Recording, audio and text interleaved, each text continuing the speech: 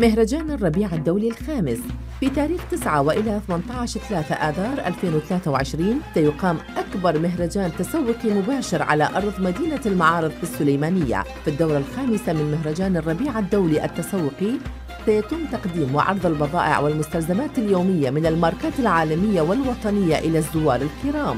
في هذا المهرجان سيقدم الأكلات الشعبية والفلكلورية المحلية الكردية والعراقية الأصيلة، كما يمنح الزوار يومياً هدايا وجوائز قيمة من قبل الشركات المشاركة وإدارة المعرض. كما سيقدم الفعاليات الفنية والفلكلورية والتي سيزيد الأجواء أكثر هيجاناً وتشويقاً. هذا المهرجان يقيمها شركة أطلس الأصيل المنظم الحصري لمعرض السليمانية الدولي سنوياً بالتعاون مع غرفة تجارة وصناعة السليمانية في أجواء ربيعية، ومع تفتح الزهور والأرجوان والنرجس أفواهها لتعطي الأجواء لطافة وحيوية أكثر لاستقبال شهر رمضان الكريم وأعياد نوروز والربيع معاً. ندعوكم ونستقبلكم يومياً من الساعة 10 صباحاً وإلى 7 مساءً.